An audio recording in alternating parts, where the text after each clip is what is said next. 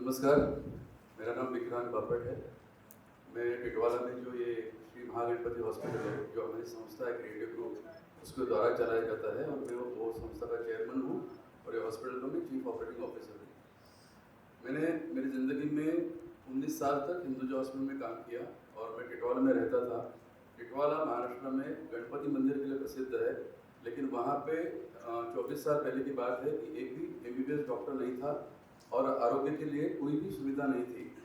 और हिंदुजा हॉस्पिटल में मैं neuro surgery department neurology technician करके काम करता था और मैंने जो तफावत देखी है हिंदुजा हॉस्पिटल की, वहाँ की सुविधा और टिटवाला में कुछ भी नहीं। इसके लिए मैंने और मेरे दोस्तों ने मिलकर तय किया कि हम हमारे गांव के लिए एक हॉस्पिटल जरूर बनाएंगे। लेकिन मिडिल क्लास फैमिली से आते हैं, कोई भी संगठन से जुड़े हुए नहीं थे, कोई भी बैकिंग नहीं था, तो हमको 12 साल लगे ये सब करने के लिए और 12 साल के संघर्ष के बाद हम लोगों ने हॉस्पिटल बनाया। हमारा मिशन यही था कि हम ये सेकेंडरी लेवल की जो हेल्थ केयर फैसिलिटी है वो ग्रास रूट लोगों तक हम लोग लेके चलेंगे।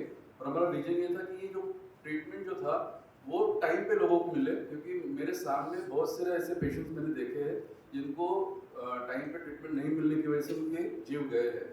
तो हमने 2012 में हॉस्पिटल शुरू किया और पिछले 13 सालों में हमने 2.5 लाख से भी ज़्यादा पेशेंट्स को ट्रीटमेंट दिया है। उसमें से 14,000 पेशेंट एज ए इनपेशेंट करके दिया है, 8,000 से ऊपर सर्जरीज हुई है, 1,000 से ऊपर बेबीज वहाँ पे हुई है।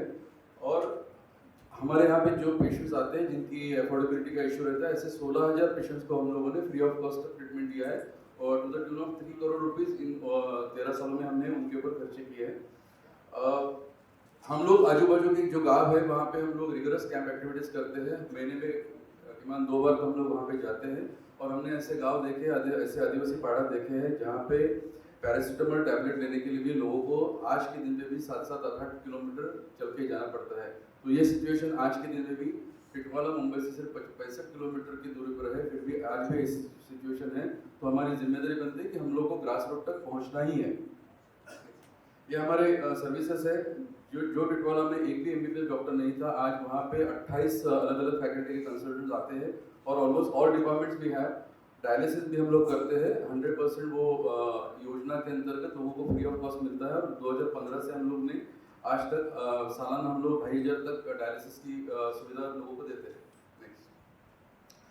हम लोग जब काम करते हैं तो हम लोगों ने ये सोचा कि हम लोग कॉर्पोरेट तरीके से काम करें, एक प्रॉपर ऑर्गेनोग्राम हो जहाँ पे हर एक डिपार्टमेंट के अधिकारी हो। इस तरह का हम लोग का ऑर्गेनोग्राम है जहाँ पे मेडिकल डायरेक्टर्स है, नर्सिंग सुपरिटेंडेंट है और ये सब लोग एकेडमिकली बहुत स्ट्रॉन्ग और क्वालिफाइड लोग हैं और पिछले 10-12 साल से हमारे साथ जुड़े हुए हैं। एम्प्लॉय वेलफेयर एक्ट इनिशिएटिव भी हम लोगों ने लिया है। एम्प्लॉयज़ को हम लोग वैक्सीनेशन प्रोग्राम रहने दो, उनको मेडिकल फैसिलिटीज रहने दो, ये सब चीज़ों के बारे में हम विशेष ख्याल रखते हैं। और उनकी लीडरशिप क्वालिटीज डेवलप करने के लिए इवेंट कमेटी फॉर्म किए, उनके द्वारा हम लोग अलग अलग प्रोग्राम्स आयोजित करते हैं।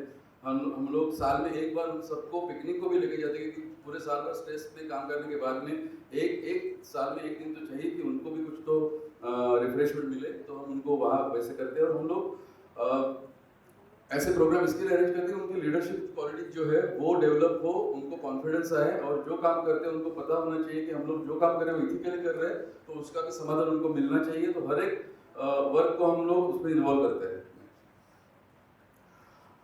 प्रॉपर ट्रेनिंग हर एक स्टाफ को दी जाती है, वो जैसे कोड ब्लू ट्रेनिंग रहने दो, CPR ट्रेनिंग रहने दो, मेडिकल लीगल भी जो भी ट्रेनिंग रहती है वो भी हम लोग उनको देते हैं। फायर फाइटिंग का भी जो है वो हम लोग रेगुलर बेसिस पे डेमोन्स्ट्रेशन देते हैं, उनसे हम लोग वो करवा के भी लेते हैं। तो हमारा पूरा स्टाफ वो सब अच्छे से कर पाता है। तो मेडिकल लीगल ट्रेनिंग भी वो आज के दिन पे बहुत ज़रूरी है।